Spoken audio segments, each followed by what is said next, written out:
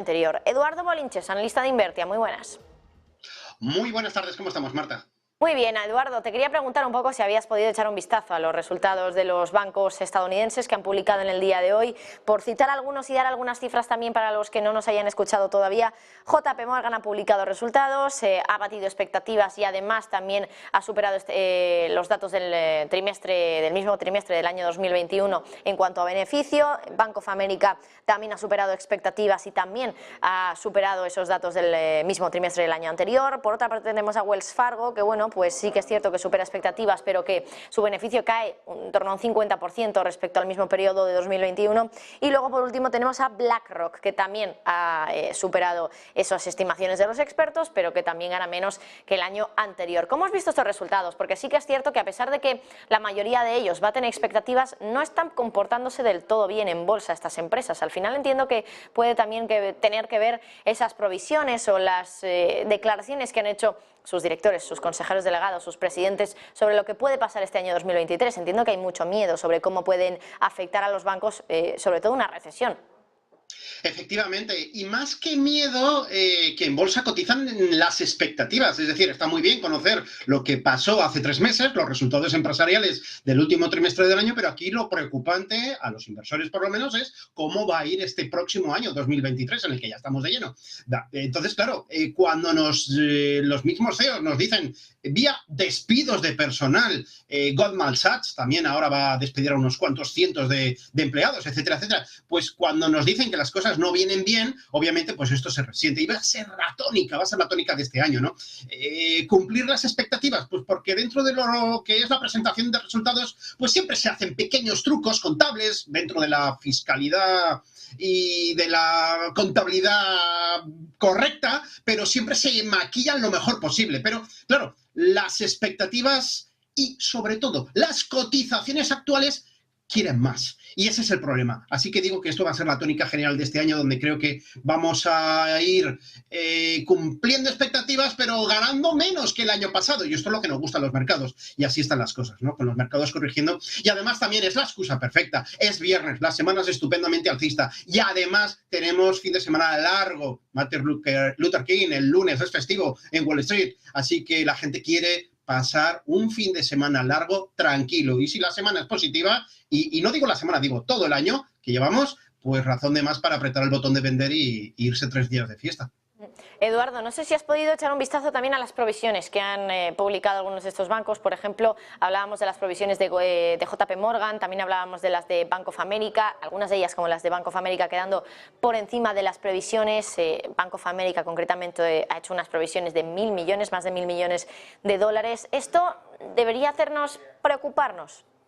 Sí, efectivamente. Es decir, desde el punto de vista de la Fed, de la Reserva Federal Americana, y también el FMI, entre otros, nos están diciendo que no pasa nada, que recesión técnica, oye, a lo mejor sí, ¿no? Por aquello del sistema antiguo, ¿no? De 2 trimestres consecutivos en rentabilidad negativa, ¿no? En crecimiento negativo, perdón, el Producto Interior Bruto. Entonces, bueno, que si viene que no pasa nada, que será testimonial, que será muy poco periodo de tiempo. De hecho, Estados Unidos ya tuvo el primer trimestre y el segundo del año pasado en negativo y ha vuelto otra vez al terreno positivo. Es decir, que realmente no pasa nada, pero claro, el problema no es lo que nos dicen los grandes organismos, el problema es lo que se ve, lo que el inversor ve, lo que te estaba diciendo antes, Marta, que vemos muchos indicios de problemas donde las empresas están con niveles récord de recompra de acciones y además despidiendo, quitándose costes de encima, despidiendo personal y además en algunos casos de manera muy contundente, medido en miles de personas, ¿no? Entonces, claro, este es el problema.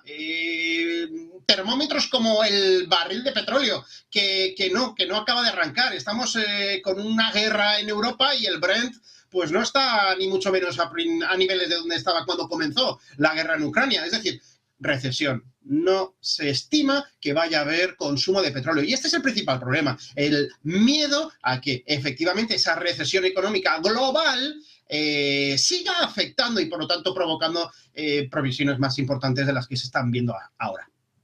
Bueno, Eduardo, ya por último, quería preguntarte un poco por el dato de inflación, ¿no? Hace ya 24 horas que conocimos ese dato de IPC en el 6,5%, pero sobre todo lo que preocupa a los inversores es el dato de la subyacente, ¿no? Una subyacente que, por ejemplo, en términos mensuales sí que es cierto que subió más que en el mes anterior, subió un 0,3%. Por lo tanto, ¿tiene que preocuparnos tanto la subyacente o por el simple hecho de esperar que la alimentación, que los alimentos, que la energía, que estos elementos que no se incluyen en la subyacente sigan bajando, eso puede hacer que la subyacente también eventualmente se incorpore a esa tendencia bajista? ¿O esto puede hacer que la Reserva Federal siga demasiado agresiva y que no se tome bien este dato de inflación que cumplió expectativas pero no las batió? Bueno, vamos a ver dos cosas. Primero, inflación Estados Unidos, inflación España, totalmente distinto, ¿vale? Por un lado, la de Estados Unidos es obvio que la Reserva Federal estadounidense no quiere cometer los mismos errores de antaño y va a seguir con tipos de interés altos y subiéndolos más todavía. Es cierto que a lo mejor hablan ya solo de un cuartillo ahora el 1 de febrero, pero van a seguir subiendo los tipos de interés. Hay que seguir luchando con la inflación. Siempre digo lo mismo, lo fácil es llevarse la inflación de dos dígitos al 6, al 5%. España le ha bajado 5%, del 10,8 se ha ido al 5,8. Ha sido relativamente fácil. 4 medidas, gasolina 20 céntimos, etcétera, etcétera, y 5 puntos que ha caído, que se dice pronto, ¿no? Pero lo realmente problemático es volverla donde estaba, es decir, al 2. Y es que el principal problema es que la forma de medir la inflación no sirve de nada. Es decir, esto es como una subida por parte de un ciclista o de una carrera, la Vuelta Ciclista a España, ¿no? Puerto Especial, 24 kilómetros de subida. Nos están midiendo la pendiente de la montaña en los últimos 12 kilómetros. Pero es que los ciclistas llevan acumulados en sus piernas desde que comenzó a comenzar la pendiente, ¿no? Desde que comenzó la subida, es decir, 24 kilómetros cuando llegan a la cima. Es decir, que es lógico y normal que, a pesar de que se dice muy mal en ciertos medios de comunicación a nivel nacional que la inflación ha bajado, es que es increíble, ¿no? No, lo que está bajando es la velocidad de subida de la inflación, que es muy distinto, ¿vale? Entonces, esto es muy importante, la forma de medir, y por supuesto, y con esto ya termino, la inflación de verdad, la que de verdad nos interesa, va a depender de muchas cosas y de muchas ciudades. No es lo mismo la inflación de un jubilado, que hay que medirla en la puerta de un supermercado y en la puerta de Iberdrola y de Naturgy, por ejemplo, por la luz y por el gas, que la inflación de una persona joven, recién casada, sin hijos o similar, ¿no? Es decir, es totalmente distinto. Entonces, cuidado, porque nos están dando medidas de los últimos 12 meses corriendo, tal cual va pasando el tiempo, y nos olvidamos de lo que tenemos. 50% de subida del azúcar, 42% de la patata, 35% de la leche, etcétera, etcétera. Y esto suma y pierde poder adquisitivo. Y no nos olvidamos, cada vez vamos perdiendo más poder adquisitivo. Cuidado. Bueno, pues Eduardo, estaremos muy pendientes desde luego de qué vaya haciendo la Reserva Federal y de cómo reaccionen los mercados. Eduardo Bolinches, analista de Invertia, como siempre, muchas gracias y que pases buena tarde y buen fin de también. Venga, feliz fin de semana a todos. Hasta luego. Bueno, y nosotros con esto ya lo dejamos en un